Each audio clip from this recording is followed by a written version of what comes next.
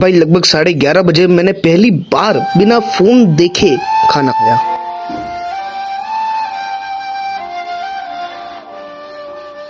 और फिर मैं बैठ गया अपनी इंग्लिश की क्लास लेने। और तुम लोग मानोगे नहीं, मुझे 1 घंटे की इंग्लिश की क्लास लेने में 3 घंटे लग गए। कैसे बताता हूँ। लिटरली भाई मुझे सच में नहीं पता, मैं बैठे बैठे सो गया था। और भाई मैं 10-5 मिनट के लिए सोया होता तो समझ में आता। मैं इतनी लंबी टाइम के लिए सोया कि मेरे को पता नहीं कब 12 से 2 बज गई। लिटरली भाई मेरी वो क्लास में अटेंड कर ही नहीं पाए। और लगे हाथ जब मैं थोड़ा बहुत पढ़ ही रहा होता हूँ कि अचानक से पीछे से मम्मी आते और मुझे डांट के उठा देते कि बेटा 2 बज गई है, उठ जा और सो जा। बट तुम्हारा भाई मानने का वाला था, चैलेंज जो लिया था तो 2:20 पे जब मम्मी वापस चले जाते फिर वापस पढ़ने के लिए बैठ जाते। और लगभग 3 बजे तक मैं वो क्लास कंप्लीट करता हूँ। और फाइनली अब मुझे लगता है कि मुझे थोड़ी देर के लिए सो जाना चाहिए क्योंकि वापस सुबह जल्दी भी उठना है। और लगभग सुबह 7 बजे वापस से उठ जाता हूँ और मुंह धोता हूँ जब मेरी आंखें बहुत बुरी तरह से जलती है। बट ब्रश करके फटाफट से बाहर निकलता हूँ। ब्यूटीफुल से सनराइज को देखकर अपना ऑटो लेके सीधा मंडी में पहुंच जाता हूँ। और फिर यहाँ से जिसको भी अपना माल बाहर पहुंचाना होता है उसका मैं माल भरकर बाहर तक पहुंचा के आता हूँ। और फिर अपनी दुकान पे आता हूँ और यहाँ का छोटा मोटा सा काम करके सीधा घर पहुंच जाता हूँ। और अब बारी थी कॉलेज की पढ़ाई करने की, तो बिना किसी देरी के लिए करने ही बैठ जाते हैं। और लगभग 1 से 1.5 घंटे कॉलेज की पढ़ाई करने के बाद फिर पापा का टिफिन लेके सीधा निकल जाता हूँ दुकान की तरफ। और वहां से फिर अपने दोस्तों के साथ लैपटॉप लेने के लिए। और लैपटॉप के ऊपर तो हम लोगों ने पहले से ही रिसर्च कर रखी थी, वहाँ पे जाके सिर्फ खरीदने का काम था। बट दिक्कत ये हुई कि यहाँ पे बिलिंग करने में इनको काफी ज्यादा टाइम लग गया। मैं 2 बजे गया और मुझे 4 बजे दी इन लोगों ने। और फिर यहाँ से लैपटॉप लेकर सीधा अपने घर को आ जाता हूँ। और हमने जो कल चैलेंज लिया था वो आज पूरा हो गया। पूरे 24 घंटे हो चुके और मैंने पूरे 24 घंटे में सारे प्रोडक्टिव काम किए। मैंने बिल्कुल भी फोन नहीं देखा, बिल्कुल भी स्क्रॉलिंग नहीं की। और अगर तुम्हें लगता है कि मैं कोई और चैलेंज कर सकता हूँ तो कमेंट बॉक्स पे जरूर से बताना।